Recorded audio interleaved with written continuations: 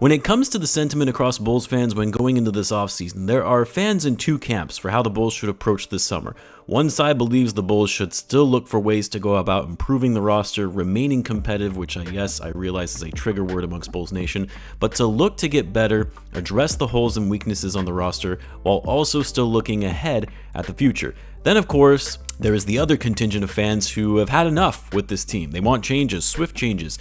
They want this whole thing to be torn down, start over, and rebuild, and actually have some semblance of a direction. And really, just based on what I see on Twitter and Reddit, it's starting to become apparent that most fans actually want to go the rebuilding route.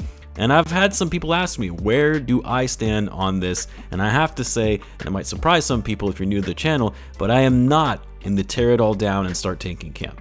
If you've been following the channel for a while, you know that I have never been a fan of tanking. I think in some rare instances it makes sense, but those circumstances are few and far between. And for the Bulls going into this offseason and beyond, I actually think it would be a mistake to blow it up, tank for picks, and build the team that way, and it's for a host of reasons which I'll explain in this video. So what's going on, everyone? You're listening to Bulls Central here. Hope you're all doing well. First off, apologies that I've been a little bit light on the content recently. I have been a little more focused on the NBA channel and One Hoops, and there also just hasn't really been much to cover on the Bulls while we're in the midst of the playoffs and we're kind of just waiting for the draft, trades to start picking up, and free agency. So I do apologize for that, but if you're looking for more content from myself outside of just Bulls talk, you can follow along on the second channel, which is linked in the description. Now, some of you already know this, but part of the reason why my stance on tanking has always been a bad strategy in the NBA is because while some might say, well, rebuilding, tanking, whatever you want to call it, it's a strategy that at least shows some sort of direction, which is something the Bulls are devoid of right now, where they're kind of in no man's land, stuck in mediocrity.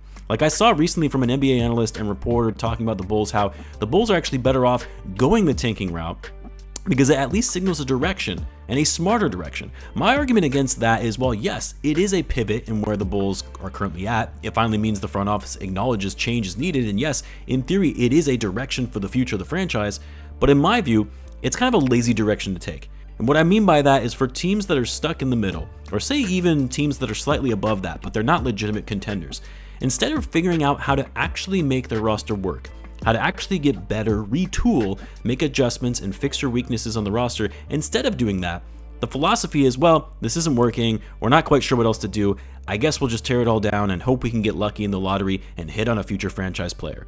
The strategy behind taking is almost like going to a casino and putting some money on 19 and roulette and hoping that you hit, rather than using critical thinking and strategies to actually make better use of investing your money. Tanking is never a guarantee that you're going to lead a generational talent or future star player. It's never a guarantee that it's going to position you to compete for a title in the near future. Like, I know so many people are going to disagree with this because it's become such a fundamental approach in building a roster in the NBA. But tanking is a poor man's approach for trying to build a championship roster. GMs who would rather take their luck and chances at hitting on a pick or two instead of actually being aggressive, smart, and strategic and taking calculated risk to try and achieve the ultimate goal in the NBA, which is winning a championship. Now, as far as the reasons specifically for why the Bulls and why I think tanking would be a mistake, aside from just my general philosophy on tanking as I just shared, I'm going to start with a little bit of history and revisiting the Bulls' past, and not so distant past either. But of course, as most of you know, when the Bulls initially triggered a rebuild in the summer of 2017 when they traded away Jimmy Butler for Chris Dunn, Zach Lavine, and the number 7 pick, which ended up becoming Lauri Markkanen, and then would go on to buy out Dwayne Wade and let Rajon Rondo go, the direction was there that, hey, this isn't working. We tried to see if we could make this work without Rose and Noah and Butler as our lead guy, and it's not going to happen. So the Bulls decided we're going to lose for a while, get a bunch of young guys, and build that way.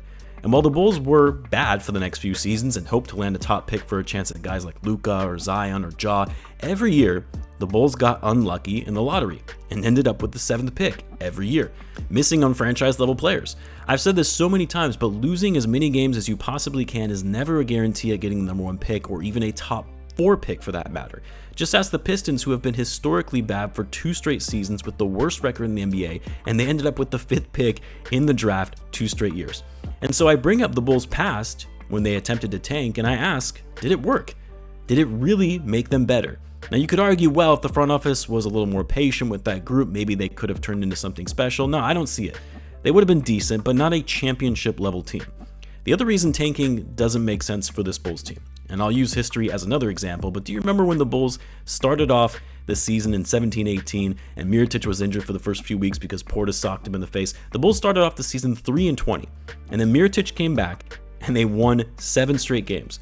The Bulls would end up going on to win too many games to really give them the best odds to land a top pick. That pointless 7-game winning streak in that stretch in 2017 likely cost the Bulls a shot at drafting Luka Doncic.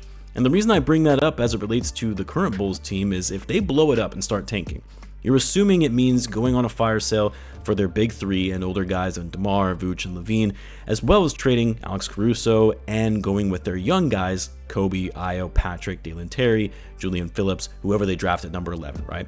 Maybe whatever potential young players they can get in trading off of their veterans. Those guys are still good enough that they're going to win you a fair amount of games.